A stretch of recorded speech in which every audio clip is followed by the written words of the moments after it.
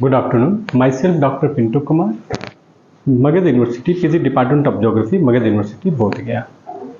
बहुत से हमारे जो विद्यार्थी हैं वो जब पीजी में एडमिशन लेते हैं या कंप्लीट करने लगते हैं तो उनके सामने बहुत बड़ा एक चुनौती होता है कि अब हम कैरियर को लेकर आगे क्या करें।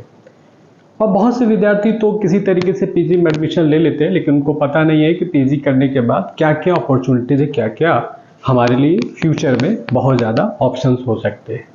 तो अगर कोई पीजी कंप्लीट कर रहा है तो उनके लिए बहुत ऑप्शंस अच्छा होता है कि वो पहले हायर एजुकेशन के फील्ड में भी अपने कोशिश करें और उससे पहले यूजीसी नेट जैसे जेआरएफ या नेट के एग्ज़ाम को क्वालिफाई करके आप पीएचडी करें या फिर किसी और फील्ड में या तैयारी करें या फिर लेक्चरर प्रोफेसरशिप के लिए अप्लाई करें। तो ऐसे विद्यार्थी जो पीजी में एडमिशन लिए हैं या जिनका सपना है लेक्चररशिप में, असिस्टेंट प्रोफेसर्स में बनना या आगे किसी हायर एजुकेशन के फील्ड में बेहतर करना चाहते हैं या रिसर्च प्रोजेक्ट में बेहतर करना चाहते हैं, उनके लिए अपॉर्चुनिटीज़ है कि वो कम से कम यूजीसी नेट या जो भी इससे रिलेटेड जो एजेंसीज हैं उसके एग्ज़ाम को क्रैक करें। आज मैं आपको बता रहा हूँ कि बहुत से ऐसे एजेंसीज हैं जो मास्टर्स डिग्री कंप्लीट करते हैं, चाहे वो जनरली ह्यूमैनिटी सोशल साइंस की बात करते हैं तो यूजीसी और नेट एग्ज़ाम जो है कंडक्ट करता है। लगभग ये 83 विषयों का एग्ज़ाम कंप्लीट करता है। 83 सब्जेक्ट का एग्ज़ाम ये कंप्लीट लेते हैं और इसके थ्रू जितने भी बेसिकली जो ह्यूमैनिटीज़ है, सोशल साइंस के हैं, उन सभी सब्जेक्ट के अंतर्गत ये नेट जेआरएफ का एग्ज़ाम लेते हैं।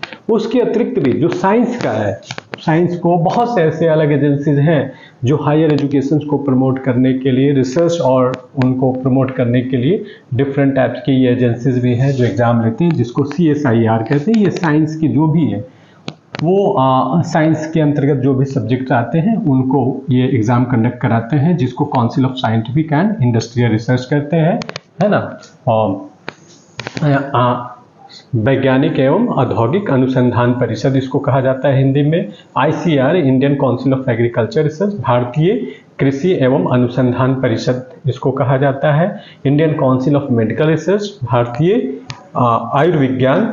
आयुर्विज्ञान और या औषधि एवं अनुसंधान परिषद कहा जाता है। उसी प्रकार से बहुत से Indian council of historical research, Indian council of philosophical research, बहुत से ऐसे हैं जो शोध के लिए, हायर एजुकेशन के फील्ड के लिए अपना काम ये देते हैं। आज हम बात करें यूजीसी नेट एग्ज़ाम का, फिर उसके बाद हम बात करेंगे CSIR, ICR और Indian council of medical research.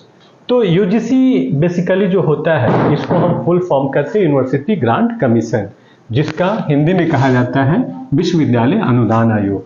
हालांकि इसके गठन के बाद ही इसका मुख्य उद्देश्य था कि हायर एजुकेशन को, भारत में हायर एजुकेशन को कैसे हम आगे बढ़ाएं।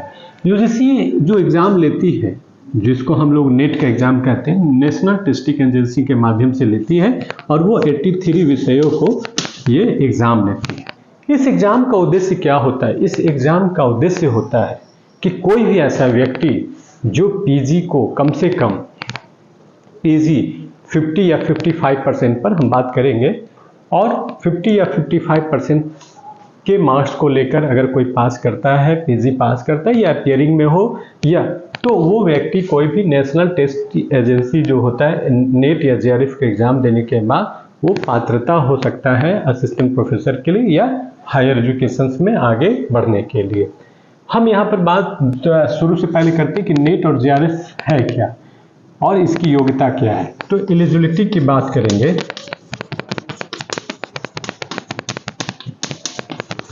तो इसकी योग्यता होती है 55% फॉर अनरिजर्व कैटेगरीज और 50% मार्क्स जो होना चाहिए पीजी लेवल, जिसको पोस्ट ग्रेजुएट लेवल का मार्क्स कहते हैं, वो उसका होना चाहिए। SC, ST, PWD, person with disability, non creamy layer, OBC और ट्रांसजेंडर एक जोड़ा गया है। ये व्यक्ति 50% लाने के बाद भी और या 55% के बाद नेशनल टेस्ट नेट जेआरएफ के एग्जाम में क्वालिफाई करने के लिए बैठ सकता है। इसके साथ ही एक चीज़ और है जो यहाँ पर ध्यान देना है कि ये जो एलिजिबिलिटी है, अपीयरिंग की बात होती है कि कोई भी व्यक्ति अगर अपीयरिंग में है वो भी इस एग्जाम को बैठ सकता है। हाँ, उसके लिए 2 क्लॉज है। पहला, या तो वो फाइनल ईयर में एग्जाम में होगा, या ऐसा व्यक्ति जो एग्जाम में बैठ रहा वो 2 साल के अंदर तक में वो पीजी उसका कंप्लीट हो जाना चाहिए। जिस डेट का, फिर से मैं स्पेशली बता रहा हूँ कि अगर कोई नेट क्रैक किया है और उस नेट को क्रैक करने के बाद एग्जाम के 2 साल के अंदर में उसका पीजी कंप्लीट होना चाहिए तो सब्जेक्ट वैलिड माना जाएगा। हाँ, उसको अगर एग्जाम क्रैक करने पर जो अपीयरिंग में बैठा है उसको ये भी ध्यान देना होना चाहिए कि अगर वो यूआर का है तो 55% से ज़्यादा मार्क्स, 55% तक मार्क्स ले आए, और अगर रिजर्व कैटेगरीज में है तो 50% तक। इसलिए अपीयरिंग वाले के सामने ये कंडीशन होता है कि एक तो एग्जाम क्वालिफाई कर जाए 2 साल के अंदर में और इतना ही मार्क्स से आएगा, तो अन्यथा उसका नेट का एग्जाम जो रिजल्ट है वो इनवैलिड हो जाएगा। ये इसकी योग्यता है। एज क्या लिमिटेशन है? इसमें एज जो बहुत लोग पूछते हैं, एज के लिए है जो भी है अनरिजर्व कैटेगरीज के लिए 31st ईयर, और जो SC ST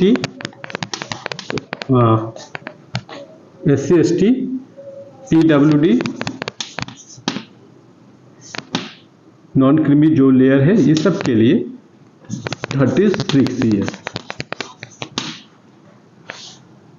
तो इस प्रकार से या 36 साल और इसके बीच में वो क्रॉस कर सकता है। अब आते हैं नेट।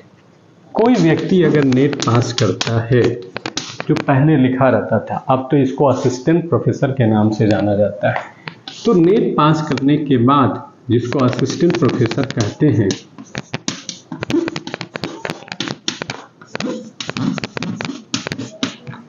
वो डायरेक्ट किसी भी नेट, बिल्कुल वो एक पैटर्न है, जैसे आप सीटेट पास करते हैं शिक्षक के लिए, बीएड पास करने के बाद सीटेट, तो भी कोई शिक्षक बन सकता है। इसलिए नेट अगर क्वालिफाई करता है तो असिस्टेंट प्रोफेसर के लेक्चरशिप के इंटरव्यू में उसको वैकेंसी को फुलफिल करते हुए वो बिना पीएचडी किए, अब तो पीएचडी का इंक्रीमेंट मिलता है, वो डायरेक्ट अप्लाई कर सकता है और इंटरव्यू देकर असिस्टेंट प्रोफेसर की योग्यता वो हासिल कर लेता है।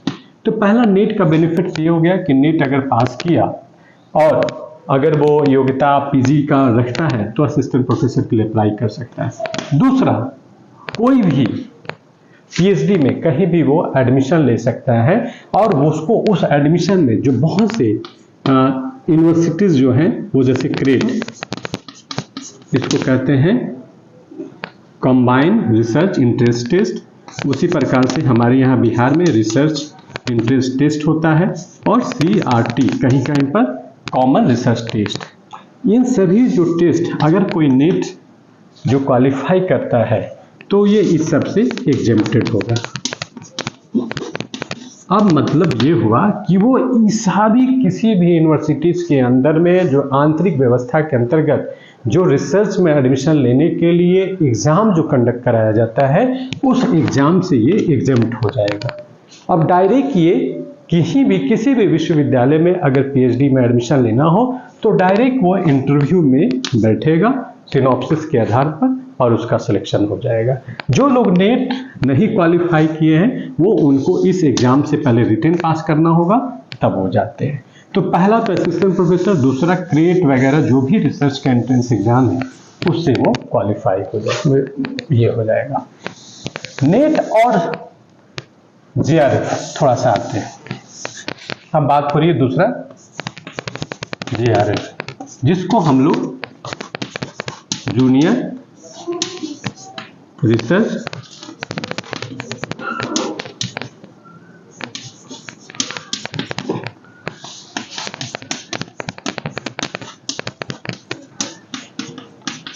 फेलोशिप कहते हैं। जूनियर रिसर्च फेलोशिप जैसा कि नाम से सुन रहा है, it is a stipend. Stipend है एक तरह से जो अच्छा, अगर कोई एक्सेप्शनली अच्छा स्कोर करता है किसी भी सब्जेक्ट के अंतर्गत नेट के एग्जाम में, तो उसे जेआरएफ का लेटर भी अवार्ड होता है विथ नेट। इसलिए अब जेआरएफ क्या है, एक फेलोशिप है जो किसी भी नेट के एग्जाम में अगर उस सब्जेक्ट में एक्सेप्शनली अच्छा स्कोरिंग करता है तो उसको साथ नेट के साथ भी एक जेआरएफ का लेटर अवार्ड होता है। इसका फंक्शन फायदा क्या होता है वो देखिए। इसका फायदा होने से कोई बहुत ज्यादा नहीं, कुछ जगह पर विशेष प्रोविजन में 1-2 पॉइंट अच्छा देते हैं असिस्टेंट प्रोफेसर के इंटरव्यू या वैकेंसीज के लिए, पर इसका फायदा ये होता है कि कोई व्यक्ति ऐसा जो सिर्फ पीजी पास किया है और वो रिसर्च परस्यू करना चाहते हैं तो उसके लिए जो है उसके लिए जो है वो डायरेक्ट वे में रिसर्च परस्यू किया है, जूनियर रिसर्च फेलोशिप, तो डायरेक्ट रिसर्च में जाने के बाद वो उसको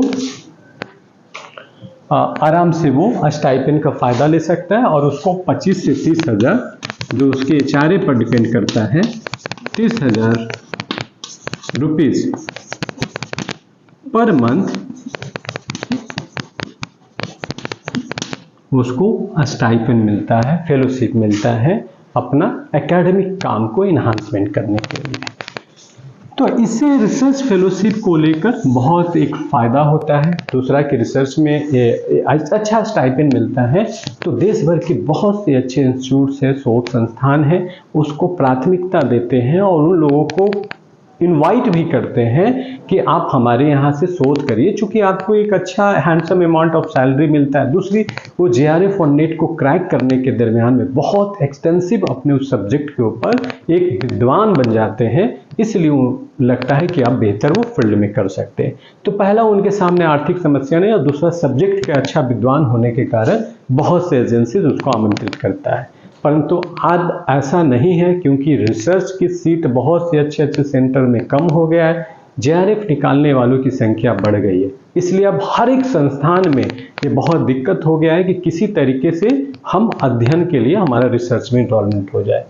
इसके साथ दो चीजें जो मैं, क्षमा करिए, मैं पिछला लेक्चर में आपको बोला था कि नेट के लिए जो एज होता है वो अनरिजर्व कैटेगरीज के लिए 31 साल और दूसरे के लिए 36 साल। नेट के लिए कोई एज लिमिट नहीं है, किसी भी उम्र में कभी भी वो पास करे, क्योंकि असिस्टेंट प्रोफेसर के लिए एज का कोई लिमिटेशन नहीं है, इसलिए वो नेट के लिए भी नहीं है।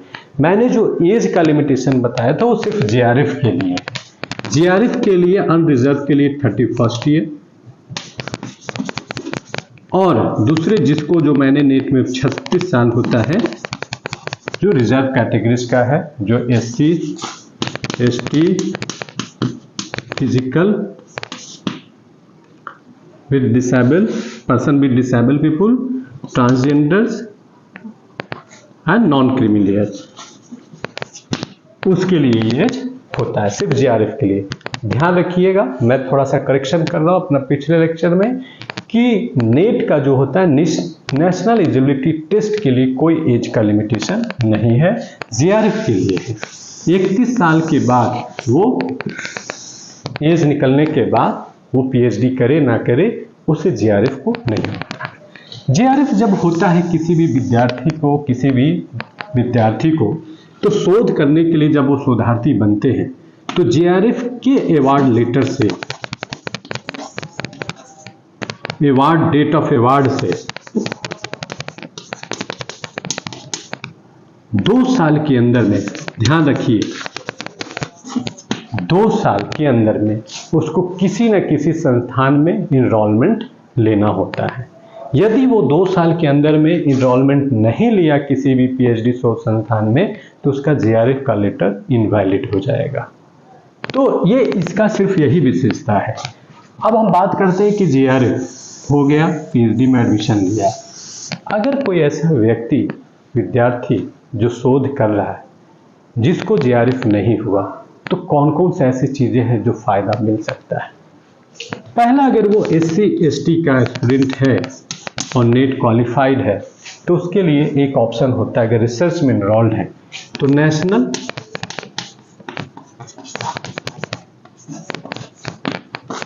फेलोशिप,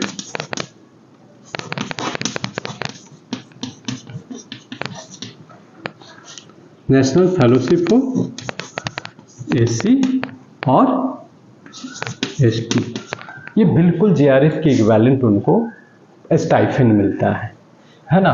जो नेट को एलिजिबिलिटी को क्राइटेरिया को पास किया है, अगर एससी एसटी से बिलोंग करता है तो उसको जेआरएफ की इक्विवेलेंट उनको स्टाइपेंड मिलता है, जिसका थोड़ा सा जेआरएफ से नीचे अगर रैंकिंग आया तो एक तो पहला ये हो गया अगर वो पीएचडी में एनरोल्ड है तो। दूसरा होता है ICSSR, ये जनरली सोशल साइंस से रिलेटेड जो भी रिसर्च है, चूंकि ज्योग्राफी में बहुत सा ऐसा है जो सोशल साइंस से रिलेटेड है, इसका फुल फॉर्म होता है इंडियन काउंसिल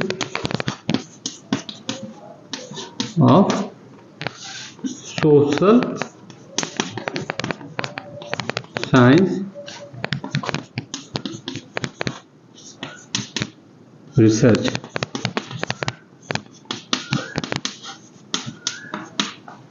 इसके तहत भी अगर वो 2 साल का रिसर्च पीरियड कंप्लीट किया, उसके आधार पर वो अपना सिनॉप्सिस कार्य के इन्हांसमेंट के आधार पर भी वो अप्लाई कर सकता है और उसके बाद उसको फेलोशिप प्रोवाइड होता है। तो Indian council of social science research, हाँ बशर्ते उसमें ध्यान देना होगा कि उनका जो रिसर्च का टॉपिक किसी न किसी रूप से सोशल साइंस के स्ट्रीम से मैच करता है।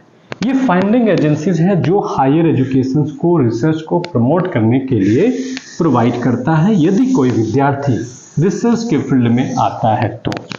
इसके लिए कोई नेट की जरूरत नहीं है, वो अपने काम को अच्छे संस्थान में अगर इनरोल लिया हुआ है, 2 साल के काम को, प्रोग्रेस को, अपना अच्छा आउटपुट दिया है, पेपर पब्लिश्ड हुआ है, उसके आधार पर वो अप्लाई कर सकता है।